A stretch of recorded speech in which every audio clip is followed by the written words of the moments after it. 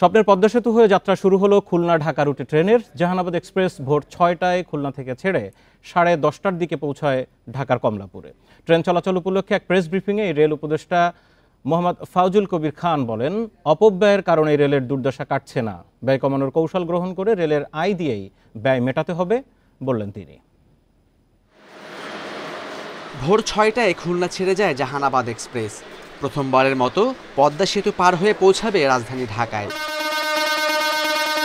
২১২ kilometre পথ কমায় ঢাকায় যেতে সময় লাগছে মাত্র পৌনে ৪ ঘন্টা।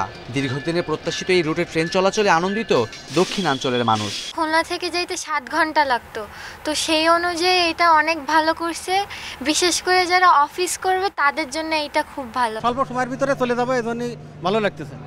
কমলাপুরে ৯:৪৫-এ আসার কথা থাকলেও কিছু বিলম্বে 10:30টায় কমলাপুরে এসে পৌঁছায় ট্রেন। ট্রেনের সংখ্যা আরও বাড়ানোর জন্য বললেন উচ্ছ্বসিত যাত্রীরা। ৩-৩.৫ ঘন্টায় পৌঁছে যাবো বেনাপোল।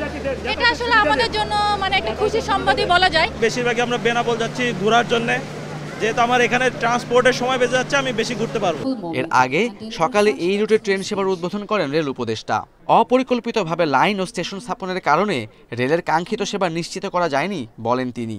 এই ব্যয় যদি কমানো না যায় তাহলে আমাদের যে রেল সেবা দেওয়ার আমাদের প্রত্যাশা সেটা আমরা পূরণ করতে সক্ষম হব না। অনুষ্ঠানে বিশেষ অতিথির বক্তব্যে চীনের রাষ্ট্রদূত বলেন, অন্তর্বর্তী সরকারকে সব ধরনের সহায়তা দেবেন তারা। আমরা বাংলাদেশের উন্নয়নে বিশ্বাস করি, আর সব সময়ের মতো বাংলাদেশের অগ্রগতিতে পাশে থাকবে চীন। চলমান এবং ভবিষ্যতের প্রকল্পে চীন সর্বোচ্চ সহযোগিতা করবে বাংলাদেশকে। ঢাকা খুলনা ঢাকা রুটে চালু হওয়া জাহানাবাদ এক্সপ্রেসের আসন সংখ্যা 768টি। পদ্মা সেতু হয়ে ঢাকা বেনাপোল ঢাকা রুটেও চালু হচ্ছে আরেকটি ট্রেন। স্বপ্নের পদ্মা সেতু দিয়ে ঢাকা খুলনা ঢাকা ও ঢাকা বেনাপোল ঢাকায় দুজোড়া ট্রেন চালু করল রেলওয়ে কর্তৃপক্ষ।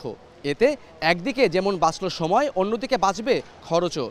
যাত্রীরা বলছেন, ট্রেনের সংখ্যা বাড়ানোর পাশাপাশি নিশ্চিত করতে হবে যাত্রী সেবার মান।